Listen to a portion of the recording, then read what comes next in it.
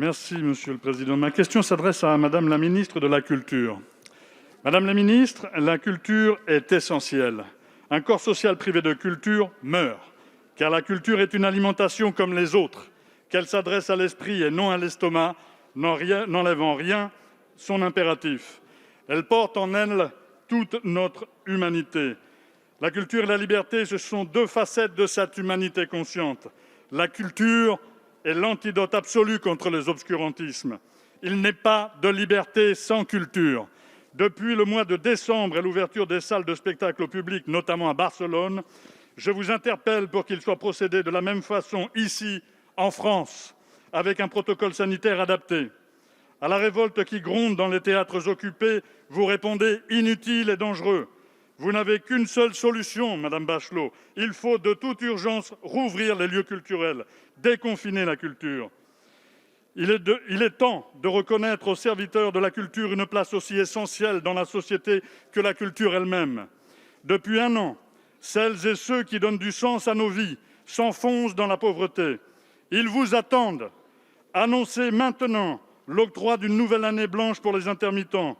Et plus encore, abandonnez cette réforme de l'assurance chômage qui précarise tous les professionnels dont le travail discontinu est l'essence même de leur action, qu'ils soient intermittents, saisonniers ou extras.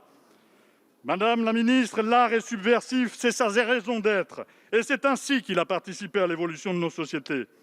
Derrière la nudité de Corinne Maziero, vous ne retenez que l'image, alors qu'il faut y voir le symbole d'une culture que vous déshabillez tous les jours un peu plus. Vous n'avez jamais habité le rôle, Madame Bachelot. Est-il toujours pertinent que vous endossiez le costume de ministre de la Culture ? La parole est à Madame Roselyne Bachelot, ministre de la Culture.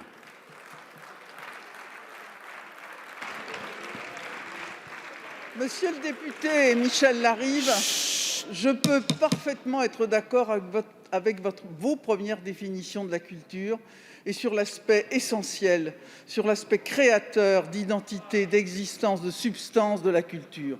Avons-nous été absents du soutien de la culture dans cette épidémie terrible, dans cette tragédie que nous vivons?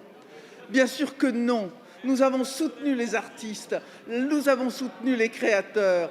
Nous savons, pendant l'année 2020, apporter 7 milliards d'euros à la culture, 2 milliards d'euros supplémentaires. Nous avons, dans cette crise qui mobilise un certain nombre de syndicalistes et de jeunes dans des lieux de culture, nous leur avons apporté des aides supplémentaires. C'est ainsi qu'avec le Premier ministre, nous avons décidé de 100 millions d'euros supplémentaires, 30 millions d'euros de soutien au festival, 20 millions d'euros pour les répétitions, 15 millions pour les créations, 17 millions pour soutenir, dans le cadre du FUSAT, les artistes qui ne pouvaient pas émarger au système de l'intermittence. Le système de l'intermittence, nous sommes en train de réfléchir à travers la mission confiée à André Goron. Cette mission va rendre ses conclusions au 31 mars, dans 15 jours. Et je peux vous dire une chose, c'est que nous ne ferons pas une protection des intermittents au rabais. Nous leur avons promis et nous tiendrons cette promesse.